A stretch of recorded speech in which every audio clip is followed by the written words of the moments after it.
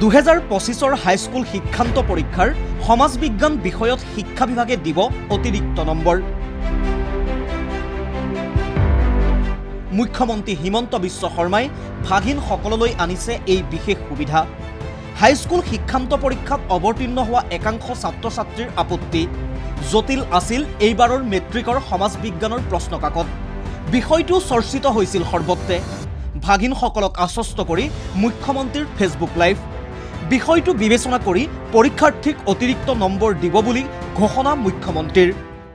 যে সমাজ অধ্যয়নৰ পেপাৰখন এইবাৰ মেট্ৰিকত খুব টান হৈছিল আৰু সেয়েহে ময়ো ভাগিনসকলক ক'ব খুজিছোঁ যে সমাজ অধ্যয়নৰ কাৰণে আমি আৰু চিন্তা কৰিব নালাগে, যাতে আমাৰ পৰীক্ষাটো আমি ভবাৰ দৰে নহ'লেও আমি যাতে কিছু হ'লেও অতিৰিক্ত নম্বৰৰ সুবিধা লাভ কৰিব পাৰোঁ। মুখ্যমন্ত্ৰীৰ এই ঘোষণাৰ পাছতে উৎফুল্লিত পৰীক্ষাৰ্থীসকল। হয়, মেট্ৰিকত অৱতীৰ্ণ হোৱা লাখ লাখ পৰীক্ষাৰ্থীৰ টোপনি কাঢ়িছিল সমাজ বিজ্ঞানৰ প্ৰশ্ন কাকতখনে।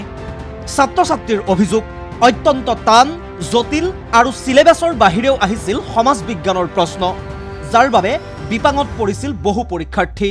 পৰীক্ষাৰ্থীৰ মুখেৰেই শুনক কি আছিল প্ৰশ্ন কাকতখনত। ধৰা হওক চৰকাৰে ডিম্বুক নামৰ গাঁওখনত এখন চিকিৎসালয় স্থাপন কৰিলে। চিকিৎসালয় হিন্দুসকলক বিনামূল্যে চিকিৎসা প্ৰদান কৰা হয়। অইন ধৰ্মৰ লোকে চিকিৎসাৰ খৰচ পাতি নিজে বহন কৰিব লাগে।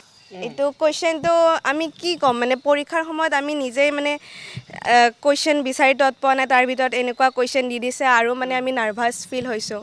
টান আহিছে আৰু যথেষ্ট টান আহিছে। অঁ হয়, পঢ়া হেৰি ইমান অহা নাছিলে, যি ভাবিছিলোঁ পঢ়া আহিব ভালেই হ'ব, চাওঁ যে বহুত টান আহিছে, মানে একোৱে অহা নাই লিখিব। ছাত্ৰ ছাত্ৰীসকলৰ সাধাৰণ জ্ঞানৰ শিক্ষা উন্নতমানৰ কৰিবৰ বাবে সেৱায়ে প্ৰশ্নৰ পদ্ধতি সলনি কৰিছিল বুলি মন্তব্য মুখ্যমন্ত্ৰীৰ। সেৱাৰ চেয়াৰমেনক মই সুধিলোঁ যে সমাজ অধ্যয়নৰ পেপাৰখন সঁচাই টান হৈছিল নেকি। সেৱাৰ অধ্যক্ষ ডাঙৰীয়াই মোক ক'লে যে প্ৰশ্নখনৰ পেটাৰ্ণ বদলিছে, যাতে ছাত্ৰ ছাত্ৰীসকলৰ জেনেৰেল নলেজৰ পৰীক্ষা সেৱাই ল'ব পাৰে। কিন্তু সেয়া কৰিবলৈ গৈ কোনো শিক্ষাৰ্থীয়ে পৰীক্ষাত উত্তীৰ্ণ নোহোৱাকৈ যাতে থাকি নাযায়, তাৰ প্ৰতি লক্ষ্য ৰাখিবলৈ সেৱাৰ অধ্যক্ষক মুখ্যমন্ত্ৰীয়ে জনালে অনুৰোধ।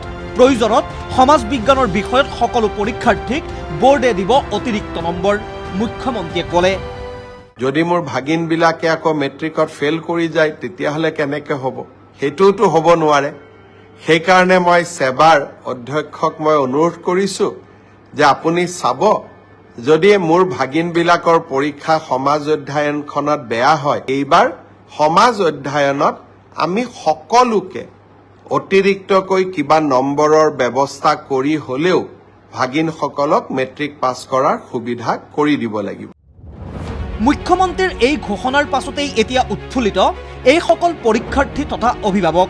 সকলোৱে একেমুখে ক'লে, থেংক ইউ মামা, আপুনি আমাৰ মনত বহুত ফূৰ্তি জগালে। বহুত ভাল লাগিছে যদি মামাই এনেকুৱা কৈছে। মামা থেংক ইউ নম্বৰ দিয়াৰ কাৰণে। কিমান নম্বৰ লাগে? 20-30 চলি যাব। ভিডিঅ' জাৰ্নেলিষ্ট প্ৰবন কলিতাৰ সৈতে মুছফিক হুছেইনৰ ৰিপৰ্ট, ND24।